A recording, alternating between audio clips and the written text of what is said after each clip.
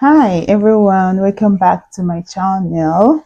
This recording today is for all students. I've been a student all my life almost. I've had to do a bachelor's degree, a postgraduate degree in education, I have a master's, and I have a doctorate. Um, I am also a family nurse practitioner. So I've studied a lot, I've done a lot of all night studying, long hours. So I am here to give you some tips and to remind you to hang in there. The freedom after you are finished is worth it. Is worth it, guys. Education is not a scam. Some people will say education is a scam. It's not a scam. Is not a loss, really. This we'll be discussing how to concentrate in the studying. If you're studying, um, sometimes, of course, from my experience, you are sometimes you are so exhausted, you're wondering, is it worth it? And I'm here to tell you that it's worth it. You cannot study and it will go in vain. It's worth it studying all the time, all the energy, all the resources, all the effort that you're putting in right now it will pay off when you're done. It will pay off. It will pay off. Um, so the first thing I wrote here is for you to remember why. Why are you studying? What was your motivation? Why did you apply to study this? Sometimes in life we have a motivation and you start something and halfway you're wondering, why am I going through all these difficulties? Why? So I hope your why is something that when you remember, you can always pat yourself at the back and move on and know that, okay, this is my why. What is your motivation? Is it your family, your mom? If you're doing a research, whatever you are putting, you will be spending a lot of time in. It's always good to be for it to be something that you have passion for, right? Let it be something that you have passion for. So that passion, your reason, your motivation is one thing you will always remember. And the second thing I wrote down here is for you to prioritize your health, right? But your health is wealth. If by the end of the studying you're sick, you won't enjoy, right, the reward of your effort. So even though when you're studying, prioritize your physical health by getting enough sleep, by eating healthy, drink a lot of water, and prioritize your mental health as well, right? Know that your mental health is important. Some people during exam periods, they turn off everything, turn off their phone, they don't go to social media, they don't watch any movies, depending on how the exam is scheduled, right? If you have an exam scheduled, two papers every day for 1 week. Of course, if you're writing two papers every day for 1 week, you don't have time to watch movies, right? But if you're writing some kind of exam that is like a professional exam, like a certification exam that you're studying for 6 months, 3 months, 2 months, that is not a good strategy. It works for people. I know people who have done it and it worked for them, but I don't think it's nice, right? For me, it didn't work for me. So I am someone I am going to binge watch, right? Something at least once every 5 days, once every week. I have to watch a movie. I have to close the book, watch something, then continue, right? I'm not taking a break from the book. I'm still studying, but I have to binge watch something, right?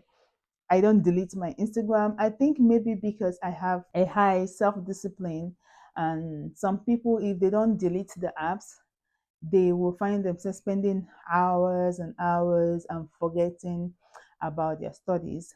But for me, even though my app is there. Sometimes in a day, I go to Instagram 3 times or 4 times.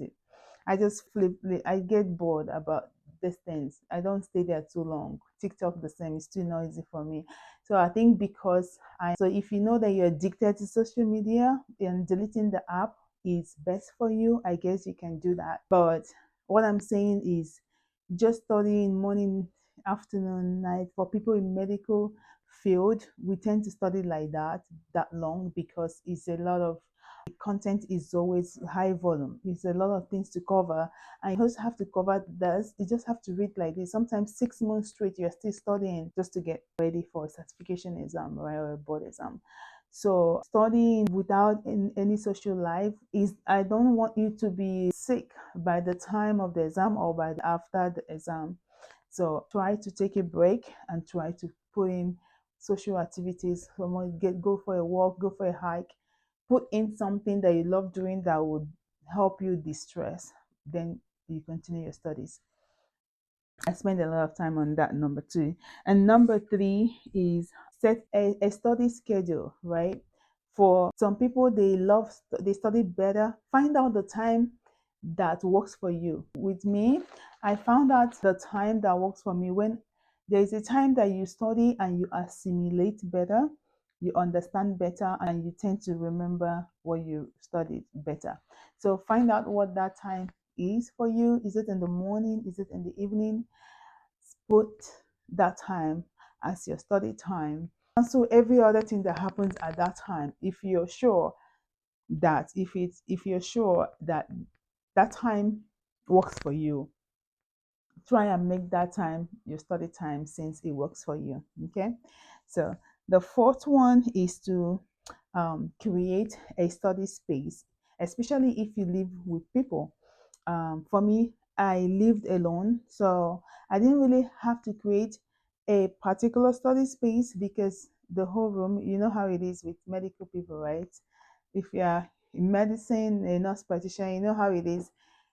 Oh, the whole room, the whole bed, right? Is was my study space at that time. I had like one space where I lay down as soon as I woke up and I prayed and I had something to eat, had a coffee, and back to the books.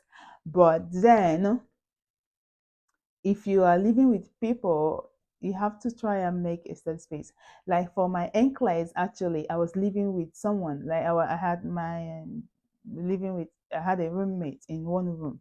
So it wasn't, there's no way I was going to, I studied sometimes there once in a while, but mostly I was going to the library. There was a city library closer to me. So I was going there to study from morning to 7 p.m. every day, from 9 to 6 p.m. every day. And I had a break in between, like 30 minutes break I gave myself. So if you so that was the library for my NCLEX, of course, was my study space. But for my family nurse practitioner exam, I didn't need to do that because I live alone. So the whole house is my study space. So I switch to my table in my sitting room. I start in the couch in the sitting room. So I come back to the room. I have a little study table in the room that I use. I keep switching up. How we sit for so long, sometimes I'm standing up and all that. So make sure that you have a space that works for you. I think that's what I'm trying to say. Like, have a comfortable space. If that space is not available where you live, you can go to the library, or those things helps you. Because for my NCLEX, I knew if I wake up, I was working only 2 days a week, so I knew that the rest of the 5 days, every day I wake up, I'm going to the library as long as it's open. And so that was my routine, that was my study space. The library was my study space. And even when I was writing the exam, I saw myself sitting in the library, remembering what I studied. I was answering the questions, seeing myself studying for them in the library. You know what I mean? So that space, make a space where you study, especially for like some certification or one particular exam, right? So the fifth thing that I wrote here is minimize distraction. This is true. I, as someone who studied almost all my life, I you tend to minimize. You have to minimize distraction. Like you lose something to gain something, right? You won't be able to attend all the parties, you won't be able to attend to all the invitations, you won't be able to visit all your friends that you're supposed to visit. You will not be able to do a lot of things. You sacrifice those things just for that moment. It's momentary. Your friends, if it's some your friends, after the exam you can always visit them. After your studies, you people can always hang out, but you need to minimize distraction if you want to make it, right? If you're in a relationship, your partner have to understand that, or have to be someone who understands the importance of your studies and someone that will help you. So if your partner is a distraction, that's you're already in a big trouble, right? Or someone who doesn't value education. So if you have a partner who is always there to support you and who doesn't distract you when you have to get something done, or even helps you out, that is even better. But if you have a partner who is a distraction to your future, to your studies, to a course that you need to pass, you already paid for this course, so you have to do your best to pass it. So minimize all forms of distraction. Minimize all forms of distraction. Distraction can be anything. It can be some type of food that you eat that that is doesn't go down well with you, or your body doesn't accept these foods. When you're studying, those are not the time to ignore these things. You have to be careful what you eat. Um, just help yourself minimize any form of distraction. Like we mentioned earlier, if like the social media or what anything, or staying at home, whatever the distraction is, you have to minimize it. You just have to minimize the distractions for you to be able to concentrate in your studying and for you to make it to the end. The next one is, um, I mentioned about taking care of your health, and part of your health is your mind, right? So it always takes us a lot, especially if you grow up in Africa, to understand that the way that we need to take care of our mind even more than we take care of our body. You take care of your spirit, right? If you Our spirit never dies. Our spirit is a part of our body, and that's where God dwells, and that is the part of our body that never dies. Then we have the mind, our thoughts, our mind. We need to take care of it, right? When you are thinking too much, when you're worrying too much, you have to find ways to manage your anxiety.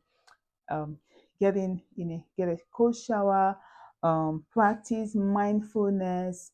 Um, Deep breathing helps a lot, right? You take a deep breath, hold it in for some seconds, and breathe out slowly.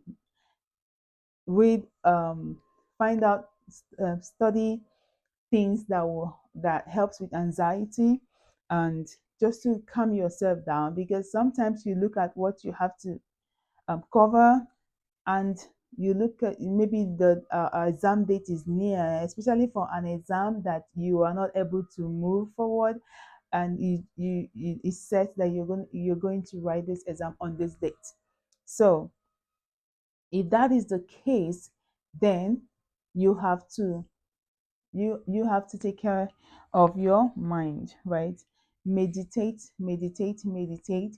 give Take out that time to take care of your mind, right?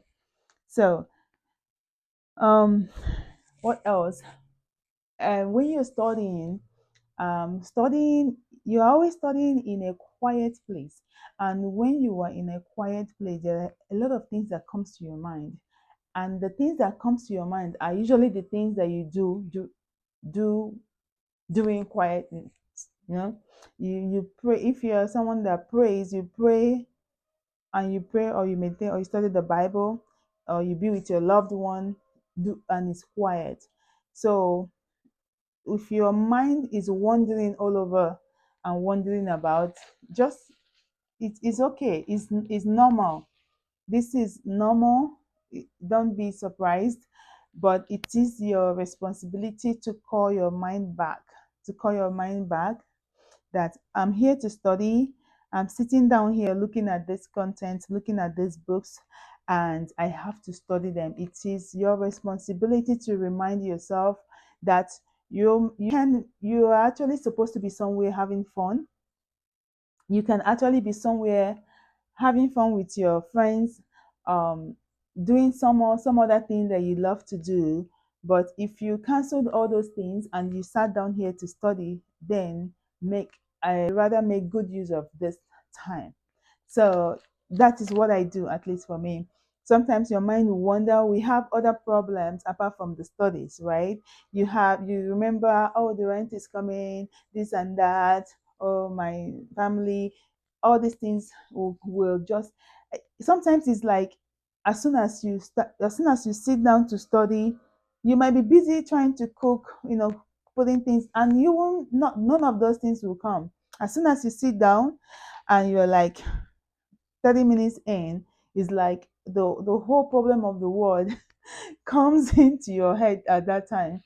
And you're like, before you know it, you lost 15 minutes wondering, and you're like, oh, and you come back. It interrupts your flow of understanding what you're studying. So what I did, especially during my last exam, was to always call myself back immediately.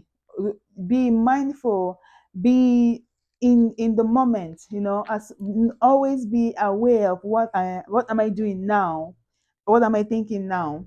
So that awareness helps you to catch yourself quickly. So as soon as my mind is wandering away, I'm bringing it right back to the study. We are here to study. We're gonna think about this after so date. That's what I tell myself, and that's it. And that helps a lot. And I am a prayer person, so I would say prayer, prayer, prayer. What can help you concentrate in your studying? What can help you get through your studies? Prayers. Prayers helps you a lot. Prayers helps you a lot. If you a Christian, but you are not practicing Christianity, I think it's high time you start practicing. It helps a lot. When you pray, it has a way of helping you, knowing that God is the owner of all things. In Proverbs, it says that man can plan, we can plan anything that we want to plan, but it's only God's plan that will come to fulfillment. And He is faithful. When you trust God and He knows that He can see that you trust Him, He won't want to fail you. He is God. He is God. He's too good. He is God, you know. He doesn't want to disappoint His own, He loves us so much, really. So if you trust God in all truthfulness and you're following His um, do's and don'ts, because in everything in life has bylaws, or I don't know what else you can use. So as long as you're keeping those things, you're keeping your own part of the bargain, or as a child of God, and doing the things that welcomes His Spirit in you, and not pushing the Spirit of God away from you, then He will be there for you. And I usually pray before I start studying, halfway and at the end, right? You won't be able to study everything, but I think the most important thing is to know the exact thing that you need to make it through this exam. But I think the most important thing is to know the exact thing that you need to make it through this exam, right? You Even if you study every, to be able to remember the things that you need for the exam. So I always pray and ask the Holy Spirit to help me study even more the things that I need. And during my family nurse practitioner board exam, it it's hard for you to go for that exam, and it's like almost there's nothing new. Like everything was like I just studied it. So, and I knew it was just God. I was praying all morning that day.